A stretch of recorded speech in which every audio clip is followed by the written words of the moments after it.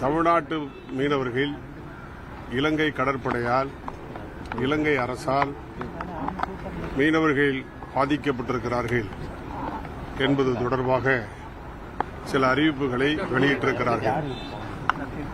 அதை வரவேற்று ஆளுங்கட்சியை ஆதரிக்கிற கட்சிகளின் தலைவர்களும் வாழ்த்தி பாராட்டி பேசியிருக்கிறார்கள்.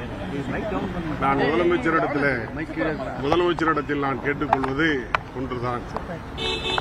இலங்கை அரசு தமிழ்நாட்டு மீனவர்கள் மீன்பிடிக்க செல்கிற போது அவர்களுடைய படகுகளை அரசுடைமையாக்குகிற சட்டத்தை கொண்டு வந்து தமிழ்நாட்டு மீனவர்களுடைய படகுகளை இலங்கையினுடைய அரசுடைமை என்று ஆக்கிக் கொண்டிருக்கிறது.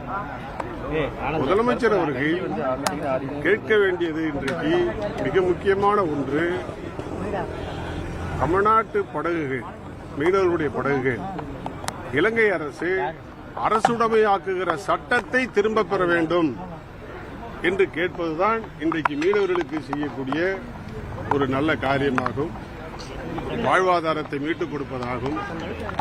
அதை இன்றைக்கு அவையிலே முதலமைச்சர் அவர்கள் 110 விதியின் கீழ் பேசுகிறவர்கள், ஆளுங்கட்சியில பேசியிருக்கிற கட்சி தலைவர்கள் எவருமே குறிப்பிடாதது வருந்தத்தக்கது. இது அதனுடைய முக்கியத்துவத்தை அல்லது அந்த அரசுடைமையாக்கப்பட்டிருக்கிற படகுகள் அரசுடைமையாக்கப்பட்டிருக்கிறது என்கிற சட்ட விவரத்தை அறியாமல் இருக்கிறார்களோ என்கிற அச்சம் ஏற்பட்டிருக்கிறது. சார், அவையில ஒட்டுமொத்தமா எல்லாரும் வெளியேற நிலையில அவரு இன்னைக்கு முக்கியத்துவம் வாய்ந்த தீர்மானம் கொடுத்திருந்தாரு. அவசர தீர்மானம் அதிலே அவர் பேசினார். ஒற்றுமையோட தான் இருக்கீங்களா, எப்படி புரிஞ்சுக்கலாம்? அது குறித்து எடப்பாடி பழனிசாமி அவர்களும் பேச மாட்டாரு, அவரும் எந்தவித கருத்தும் தெரிவிக்க மாட்டாரு. அதாவது உங்களுக்கு ஏன் அந்த சந்தேகம்? நாங்க எல்லாம் அண்ணன் தம்பியா இருக்கிறோம்.